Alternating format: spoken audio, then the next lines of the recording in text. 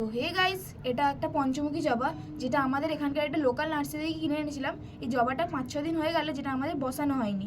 তো আজকে এই গাছটাকে বসাতে চলবো। তো গাইস, আমরা টবের বদলে এই গামলিটাতেই পঞ্চমুখী জবাটাকে বসাবো। তো গাইস, আমরা এই গামলিটার মধ্যে এই চিপগুলো দিয়ে ড্রেন হোলটাকে বন্ধ করে দেবো, যাতে আমরা জল দেওয়ার পরে এই জলের সঙ্গে মাটি যাতে না বেরিয়ে যায়, বা বৃষ্টি যখন হবে তার সঙ্গে মাটি যাতে না বেরিয়ে যায়। আর এই যে মাটিটা আছে, এই মাটিটাতে আমরা বালি আর গোবর সার মিলিয়ে আপনাদেরকে দেখাচ্ছি গাছটা কী করে আমরা বসাই। তো দেখতে পাচ্ছেন ফাইনালি আমাদের এই গামলিটার অর্ধেকের বেশি মাটি ভরা হয়ে গেছে। তো এবার আমরা এই পঞ্চমুখী জবাটাকে বসাবো। আমরা এই রুটটা নিয়ে কোনো কিছু ইয়ে করবো না, কেন কি এই রুটটা অলরেডি অনেক রুট বেরিয়ে আছে। এরপরেই মাঝখানে পুরো একদম বসিয়ে তারপরে আমরা যে মাটিটাকে বানিয়েছি এই মাটিটাকে আমরা চাপা দিয়ে দেবো। তো গাইস, আমাদের ফাইনালি এই গাছটাকে বসানো হয়ে গেছে। এরপর আমরা এই গাছটাকে পরিমাণ মতো জল দেবো, যতক্ষণ না এই গামলিটার নিচ থেকে জল বেরোয়।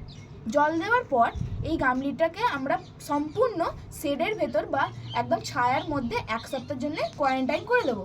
তাই জন্য তারপর 1 সপ্তাহ হয়ে গেলে যেরকম সব গাছ রোদে রাখা হয় সেরকম রোদে রাখতে পারবেন আপনারা।